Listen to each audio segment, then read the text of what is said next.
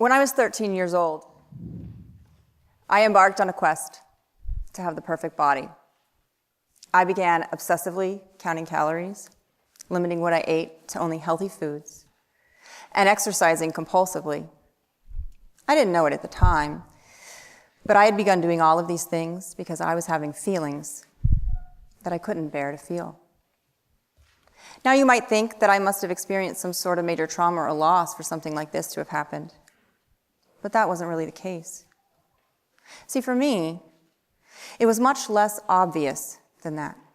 The feelings that were so unbearable for me to feel at that age had surfaced when I started middle school.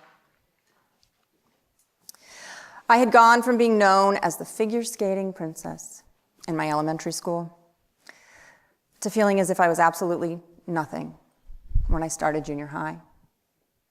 No one knew who I was. I didn't feel like I fit in or that anyone understood me. I truly felt as if something was terribly wrong with me, that I, somehow, was just simply not enough. The distress I felt on the inside was unbearable, and I thought to myself, maybe if I change how I look, I'll feel better, and maybe if I perfect my body, somehow I'll be accepted and enough once more. Each day, I would come home from school and decide what I was or was not going to eat. And then I would attend my daily afternoon, sweating to the oldies, date with the one and only Mr. Richard Simmons. I really did do this.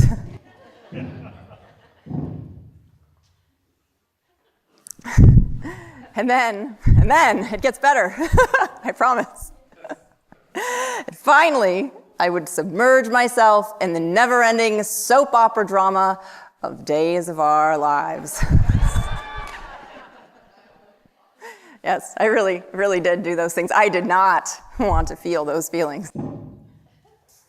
On the inside, I felt really sad, lonely, and disconnected. My belly ached. My heart was heavy. And I experienced an unending sense of fear and pain that I never really found the words to fully describe. As I continued to strive for the perfect body, I became more and more consumed by my new obsessive way of being. And I became more and more disconnected from the feelings that set me on my quest in the first place. I couldn't seem to see that what I really wanted more than anything was to just know and believe and feel that I was okay and enough. Because at the time, I felt anything but. Now, though I recovered from my eating disorder with the help of many loving professionals and friends, which was no small victory, mind you, remnants of the pain of not enoughness still remained. And I soon found another way of dealing with these feelings. Surely a boy would make me feel like I was enough. So as I got older, I began striving to find love. Now, these are just a few examples of how striving to feel okay surfaced in my life. Can you see where maybe you've been striving in your life to feel okay, to prove your worth, or to feel like you're enough? Maybe you've been striving for that corner office, or for that more than perfect GPA. Or maybe you too have been striving for that perfectly chiseled body, or to lose those 10 extra pounds. Take a look. What do you see? The pain that comes from the silent fear of not enoughness that underscores our striving in America today, it's no joke. It's deep and it's real. This pain has a real texture and physicalness to it. Maybe you felt it in your gut or your chest, or maybe you felt it in your head or your hands or your limbs, but no matter where the pain of fear is felt, it's real. It's as real as the pain you would feel if you had just broken your leg or been struck in the arm by a fastly pitched baseball. For some reason, though, in our culture, we are led to believe that emotional pain doesn't seem to count.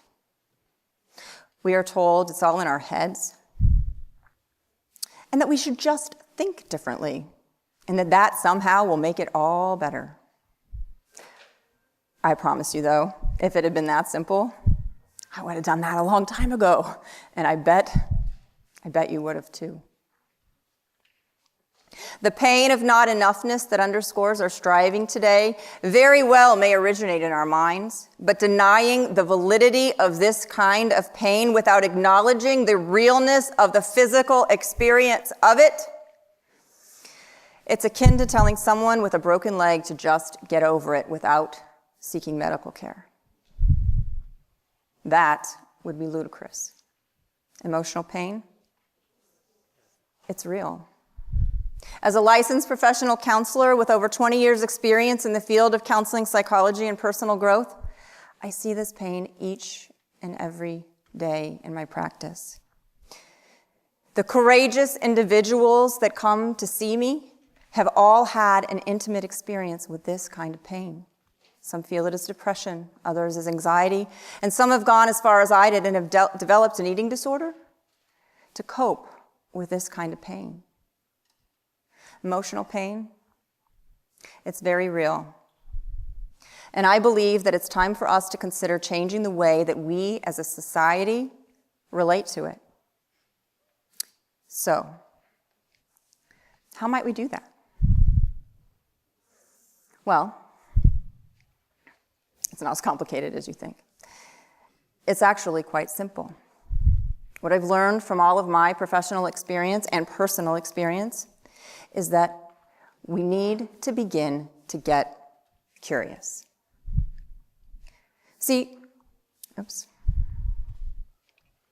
Maybe that's right. See, when we are caught in the grip of striving and vying for ways to prove our worth, what we've really been doing is telling our emotions to go away and shut up. And that is as far away from being curious as we can possibly get. So getting curious simply means changing this conversation. Instead of continuing to tell our emotions to go away and shut up, we simply need to start asking, what's up instead? Now, this is not the same kind of what's up that you would use to greet your friend or colleagues, or we typically use to greet your friends or colleagues when you see them in passing or when you're just chit-chatting at the water cooler. In those instances, we've turned this question, what's up, into just a different way of saying hi instead of really being curious. But consider, what might be possible if we were actually curious with our friends? What if we really took these words at face value and got really interested in what was actually happening for them on the inside? What kind of relationships might we be able to create and consider? If we started asking ourselves, what's up? What kind of relationship might we develop within? Changing this conversation, it's not hard, but it does take conscious, deliberate practice. The cool thing is that no matter the time of day, our bodies are always talking to us. So all we need to do is be willing to pause and listen. No matter if we've just been triggered and are feeling a big wave of emotion, or if we're simply just chilling at home or sitting at our desk at work, all we have to do is take a moment, become aware of our breathing, and ask our bodies with genuine curiosity, hey, what's up? Then we simply need to listen. Notice what happens when we become aware of the rhythm of our breath.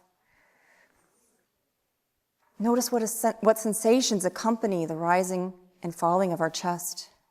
Notice how our feet may feel as they press into the floor below us, or how our body may feel as it's supported by whatever we may be sitting on at the time. Just notice and allow. Allow whatever sensations we're experiencing to just be there, just exactly as they are. Like I said earlier, the sensations we feel are valid. They're valid simply because they exist. When they are allowed to just be without being judged as bad or wrong or being told to go away, they often tend to dissipate on their own. If the sensations endure or linger, it's usually because there's something very, very dear to us at stake, something we are believing we truly need to survive and thrive. I know this was the case for me when I was growing up. I promise, if you begin to get curious with yourself, begin to change this conversation, and take on the habit of asking, what's up?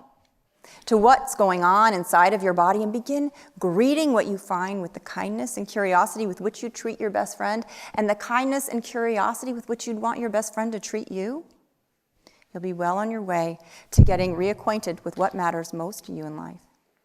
If there's pain there, or it's overwhelming, don't fret.